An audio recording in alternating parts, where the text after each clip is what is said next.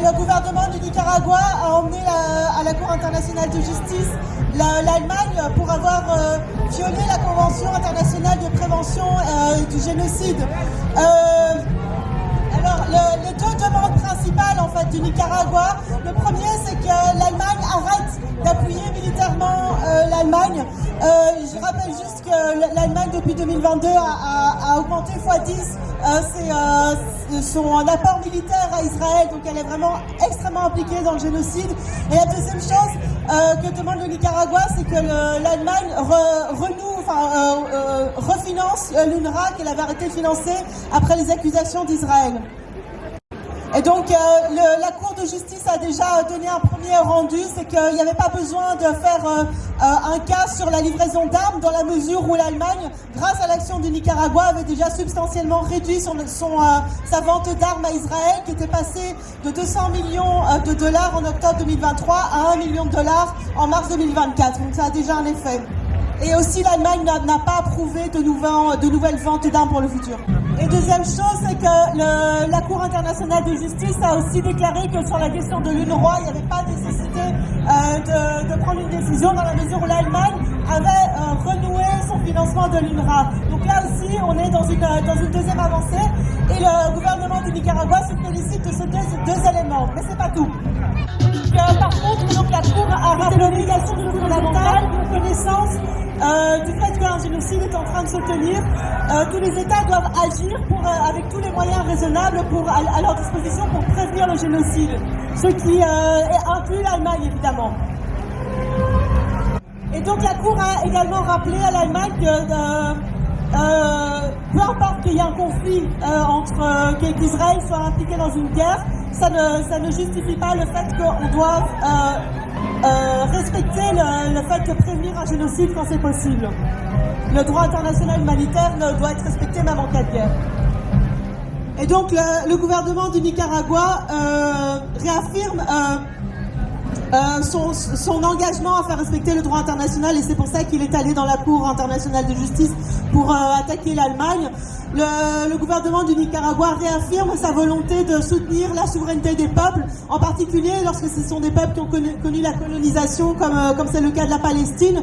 Le droit international doit être respecté et pas ce que font les États-Unis, qui est le rapport de force constant, et c'est dans cette action-là que le Nicaragua agit. Et il s'agit d'une véritable victoire de la part du Nicaragua, et c'est comme ça qu'ils le conçoivent, parce que, indépendamment des détails juridiques, ce qu'a fait le Nicaragua là, c'est à rappeler à un pays impérialiste qui a toujours profité de sa position impérialiste pour pouvoir opprimer les peuples et se conforter dans cette posture d'oppression, c'est de les avoir mis sur la scène publique en disant voilà ce que vous êtes en train de faire. C'est quand même la deuxième fois que l'Allemagne participe à un génocide en 100 ans. Ça, ils l'ont mis devant la scène publique et le Nicaragua est extrêmement fier de cette victoire, d'avoir rendu ça public.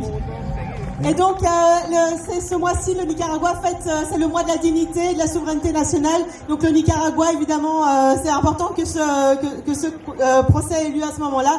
Le Nicaragua va toujours lutter pour la défense de la souveraineté nationale de tous les peuples opprimés, en particulier dans ce cadre où l'impérialisme états-unien est en train de renforcer son action. Viva Nicaragua, viva Palestina, viva los pueblos del mundo. Gracias. Inês du Brésil. Bonjour camarades et bon 1er mai à tous. En fait, je vais être brève sur le Brésil parce que la situation est extrêmement complexe et très délicate. Nous avons vaincu les fascistes Bolsonaro, mais nous n'avons pas encore vaincu le bolsonarisme, autrement dit le fascisme. Il est en train de s'étendre un peu partout et s'articuler avec les extrêmes droites dans le monde entier, en Allemagne, en Israël particulièrement, à cause de la position du Brésil par rapport à la Palestine. Il faut dire que la Palestine a toujours été reconnue au Brésil. Il a essayé donc la paix, il a essayé de créer l'État de Palestine. Dans le Brésil a une responsabilité dans la création de l'État d'Israël. Parce que l'ambassadeur qui a décidé donc la création de l'État d'Israël était un Brésilien, grâce à Aranha. Donc nous avons une certaine culpabilité là-dessus et nous soutenons donc la Palestine. Mais au Brésil, il y a un problème très sérieux avec le néopétecostal, c'est les églises évangéliques néopétecostales qui se sont alliées avec l'extrême droite. Ils ont un projet de pouvoir. Ils veulent élire un président au Brésil. Si les évangéliques élisent un président au Brésil, ou une présidente, parce qu'ils essaient d'élire la femme de Bolsonaro, qui, franchement, c'est une fanatique malade mentale, et inutile, parce qu'elle n'a rien dans la tête, c'est uniquement un paravent pour faire venir l'extrême droite de nouveau au gouvernement. Donc, ce que je vous dis, c'est que nous sommes encerclés par la droite. Il y a Milei, il y a le Paraguay, il y a la Colombie, non, la Colombie maintenant non. Mais enfin, le Brésil fait frontière avec presque toute l'Amérique latine. Et si le Brésil tombe de nouveau dans les mains des fascistes, toute l'Amérique latine va appartenir à l'OTAN, ça c'est garanti. Donc il faut que nous ayons maintenant un front antifasciste. Parce que nous sommes diversifiés, il y a beaucoup de groupes, on s'entend parfois pas bien. Donc la lutte doit être contre le fascisme, parce qu'il est en train de dominer le monde entier, même l'Europe. On va tomber les uns après les autres. Le nazisme n'est jamais mort, les nazistes, quelques-uns ont été pendus, mais le nazisme a continué, bien soutenu. Et maintenant, ils sont soutenus de nouveau. Il faut que nous nous unissions pour, en définitive, exterminer avec les fascistes. Je vous dis d'aller, on peut regarder ce qui se passe au Brésil, parce que le Brésil, ça peut être vous demain. Donc, ne laissez pas tomber l'Amérique latine et luttez avec nous contre le fascisme. Free Palestine! Viva Lula! Viva Lula! Lula de Brésil.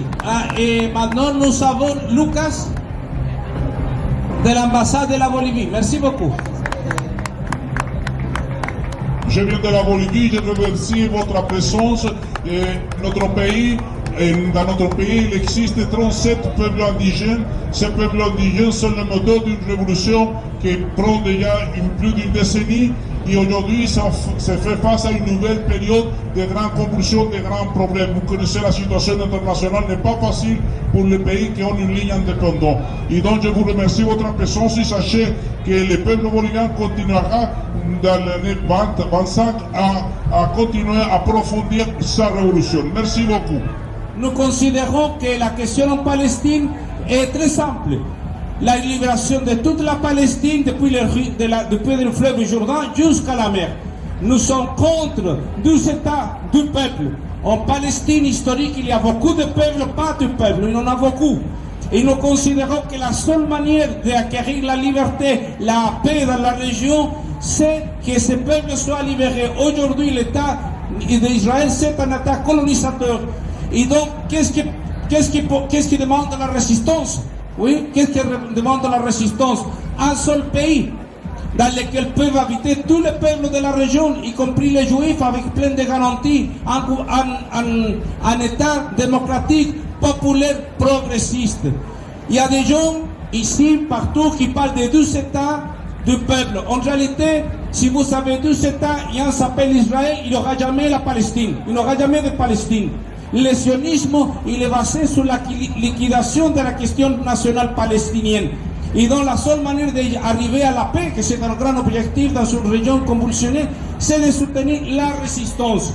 Aujourd'hui, beaucoup de gens ici aussi demandent le cessez-le-feu comme un conditionnement à la lutte armée palestinienne. Nous considérons que c'est aux Palestiniens de décider leur sort. Ce n'est pas à nous ici en Europe, ni à la social-démocratie en Belgique, en Europe, à l'OTAN, de décider à la place des Palestiniens. Il y a des contradictions, oui, aussi. Mais on se pose la question, pourquoi en Belgique, plein d'acteurs politiques, y compris de la gauche, se positionnent sur des problèmes internes des Palestiniens? Est-ce que vous avez écouté que Hamas se prononce sur le problème de Carrefour Léonard? Ou est-ce que le Front populaire par la Palestine, il est contre le régime linguistique à la périphérie de Bruxelles? Alors nous ne comprenons pas pourquoi les autorités ici en Europe et beaucoup d'acteurs parlent au nom des Palestiniens, ils fixent un cadre. se cadre à deux éléments. Cesser le feu, donc baisser les armes, rendre les otages, et puis négocier un probable État minuscule. Non, la Palestine ne doit pas être divisée dans 2 ou 3 ou 4 États. Ça, c'est le problème de l'impérialisme. La Palestine, c'est une seule, il doit être libérée. Les Juifs, les chrétiens, mais aussi beaucoup d'autres communautés ont droit de vivre ensemble. Mais sur la libération du peuple palestinien. Merci beaucoup. Soutenons la résistance. Ne cédons pas à la pression de la presse et beaucoup d'acteurs politiques qui veulent imposer leur agenda palestinien. Nous sommes à côté de la résistance jusqu'à la victoire finale. Merci beaucoup. Nicaragua. Viva Venezuela. Maintenant, avec nous, les comités de surveillance de l'OTAN. Merci.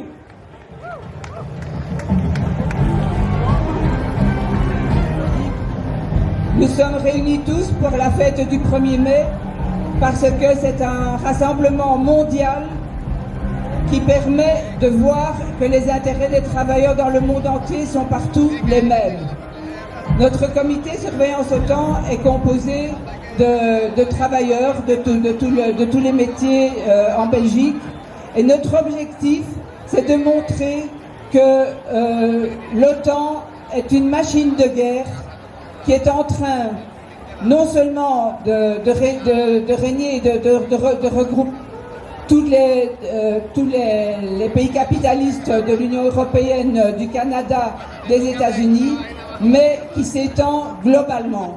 Comme vous parlez de pays d'Amérique latine, je voudrais vous signaler que tout récemment, le fasciste Milei en Argentine a demandé l'adhésion de l'Argentine à l'OTAN.